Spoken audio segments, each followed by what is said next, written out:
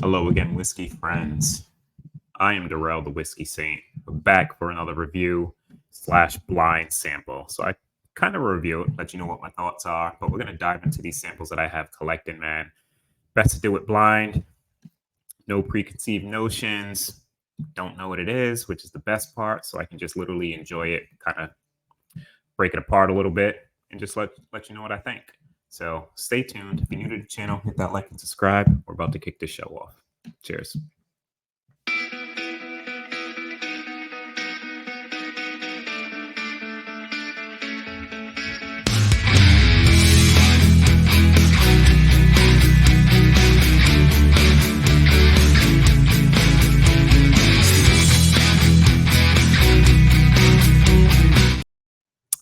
Welcome back, guys. Thanks for sticking with me. We're about to just dive right into this. I got my whole box of samples over here for you guys, down to maybe about half the box left, with another box sitting in the background over there. But we're going to pull out a sample, guys. I'm going to make sure I pull one out that's pretty full. This feels full. I'm going to flash the camera without looking. So I'm going to make sure the label. Yeah, labels should be out. Rotate it a bit for you guys. Hopefully it picks it up. If not, we'll all be in suspense and we'll figure out what it is at the end. So I'm going to pour this up. I'm going to take this off. Put that there. Give that a pour. And that is a hefty pour that I will not be drinking all of. All right. Put that top back on, guys. And we got our handy dandy whiskey nose Golden Glen. We're going to throw that right in there without looking, or I can look but can't see anything. I'm going to place that to the side and we're going to dive right in. So right off the bat, that color is lovely, super dark. I don't know if the camera can pick it up, but there's like little, it's like floaties, I guess what they would call it, kind of what you see in Dusty's, but it's a bunch of little dots kind of floating in there. Give it some extra flavor. We'll see, but this color is nice. Makes me think bourbon right off the rip. Or I guess it could be a rye too, but pretty certain it's not any of the scotches that I have in that box. What's going on the nose? Oh, shit. I take that back. Maybe this is some type of funky. This is weird on the nose.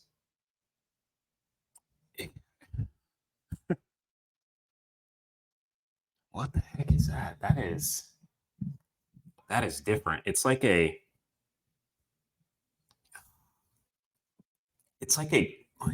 I want to say cola, but not like a dark cola, almost like a club soda. Like it almost reminds me of like a gin and tonic. Like that pine cone, which makes me think maybe rye, but like a pine cone club soda note. It's kind of weird. Yeah, not really digging the nose. You do get a little bit of oak towards the middle of it. But yeah, it's kind of funky. Huh. We're gonna dive in, but check that Glen out. My man, Big Vic, sent me that lovely looking Glen, deep etched. Thank you, brother. But cheers. Let's dive in. I'm curious on this.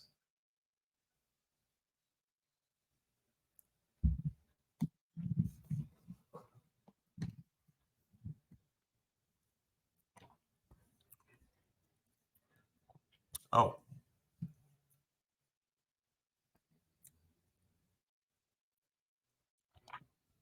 Huh.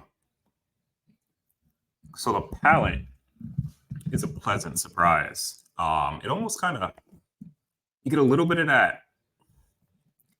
that like piney note, but I don't know if this is a rye.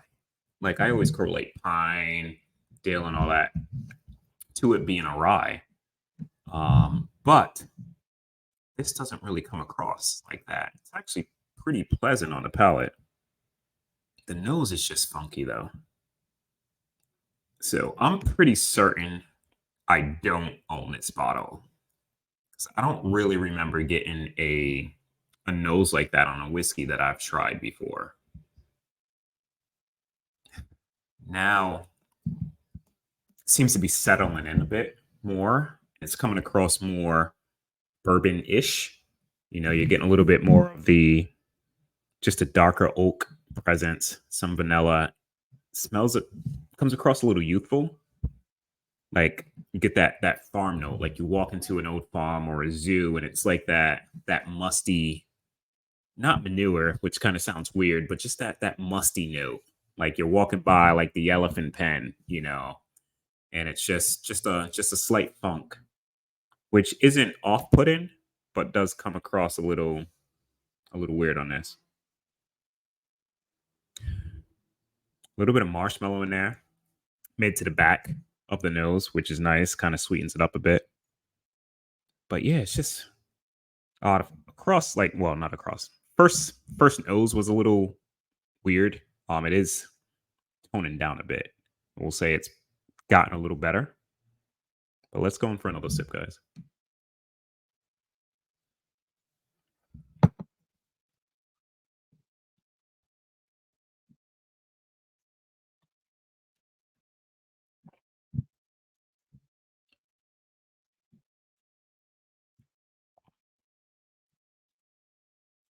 Palate, yeah, palate's not bad. I'm thinking rye. Nose initially gave me like that little piney note.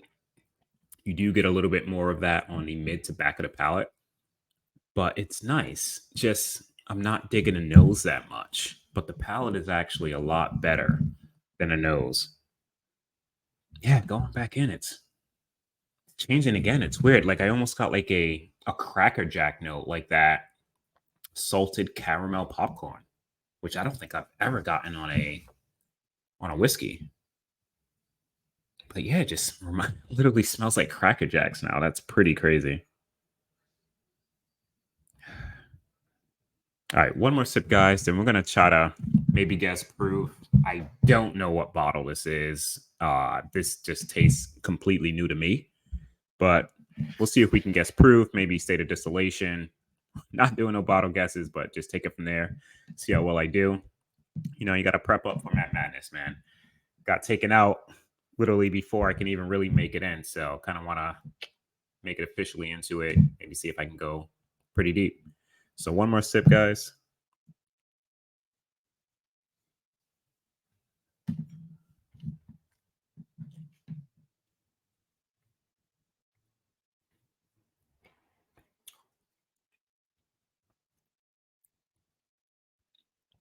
I enjoy it. I'm like 95% sure it's a rye. Almost comes across as MGP rye, like that 95.5 mash bill. Not finished to me, but it reminds me of just that 95.5. In terms of age, let's try to see if we can maybe guess that. If I had to, I would think it's on the. Let me take another sip before I guess that.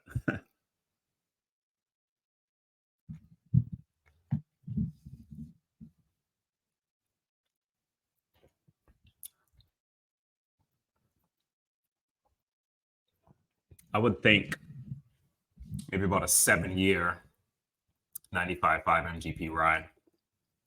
I don't think it's finished. So I will be guessing Indiana in terms of state of distillation. In terms of proof, it does come across spicy, a little hot. I'm not sure if that's the rye spice doing it, but it does seem like it packs a nice punch of proof. So I would think maybe about 115 to 118 in that range. Not sure what this is. Like I said, the nose kind of confused me. Don't think I've had this bottle, or do I own it? But we are about to reveal, guys. I know you guys probably know what it is, but got my little Glen here. So what we said is Indiana 95.5 in terms of mash bill. So MGP 115 to 118 proof. And yeah, I don't have a bottle guess. There's a lot of source MGP out there, so it could be anything if that is the case. So let's see what we were drinking, guys, because I'm curious. Oh, wow. So I was way off on proof, but it did come across spicy. Holy crap. I'm kind of off on everything besides the actual type of whiskey. So this is Journeyman Last Feather, which you guys probably already seen already. So Journeyman Last Feather Rye at 141.9 proof. Like it did drink a little spicy, but I wouldn't have thought that that was anywhere close to 141. Holy crap.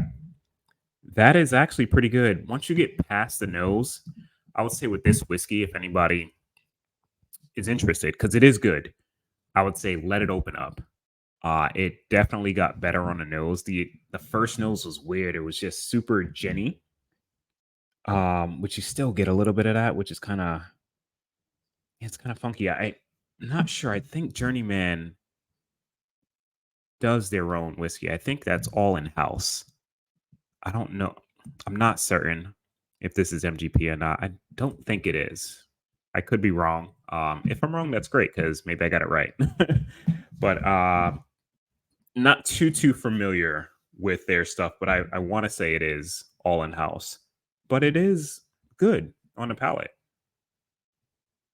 Not bad on the palate at all. Just the nose initially got a little funky, but did get progressively better, guys. Um, Not mad at that. Got rye way up on proof. I don't even know where Journeyman is. I don't think it's Kentucky. So, in terms of guessing, specs on said sample, I didn't do too well, but I got through a sample, which I'm happy about. So, till next time, guys. Thanks for joining me. It's been a blast. I'm gonna probably shoot a couple more of these in the next couple weeks. So stay tuned. We're gonna keep it going. Cheers. Jeff, just be friends with me. But you have these whiskey friends.